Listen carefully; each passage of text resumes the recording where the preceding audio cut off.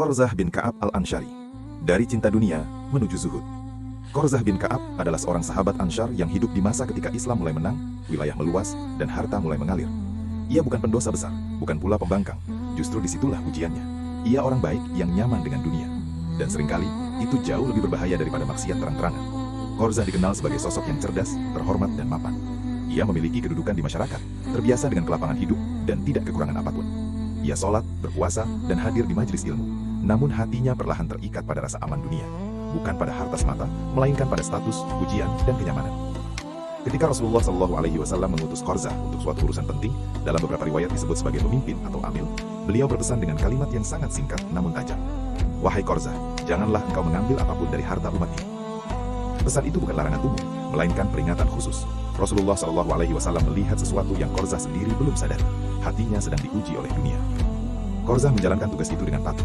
Ia tidak mengambil sedikit pun dari harta yang melewati tangannya. Ia pulang dalam keadaan bersih secara zahir. Namun justru setelah itu, kegelisahan batin muncul. Ia mulai bertanya pada dirinya sendiri, jika aku jujur, apakah aku menghindari harta ini karena takut dosa, atau karena ingin dipuji sebagai orang bersih? Pertanyaan itu mengganggunya siang dan malam. Sejak saat itu, Qorzah mengubah cara hidupnya. Ia mulai menjauh dari kemewahan, bukan karena dunia haram, tapi ia takut dunia mencuri hatinya tanpa ia sadari. Ia mengurangi bicara tentang urusan dunia, memperbanyak diam, dan memilih hidup sederhana meski mampu hidup mewah. Pada masa Khalifah Umar bin Khattab, Qorzah pernah diangkat dalam posisi penting.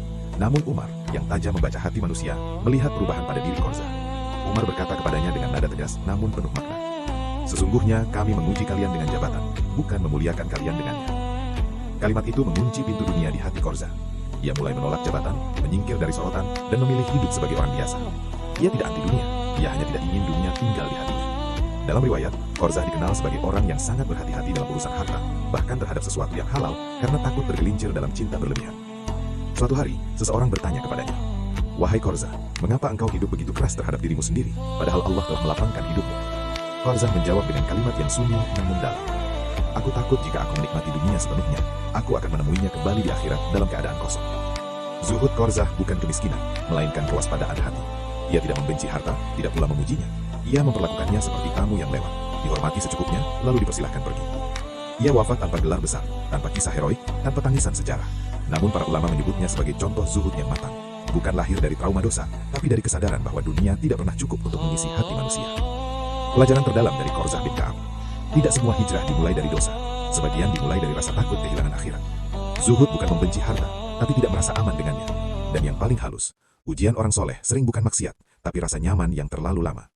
Qorzah bin Ka'ab tidak dikenal karena apa yang ia tinggalkan, melainkan karena ia tahu kapan harus berhenti.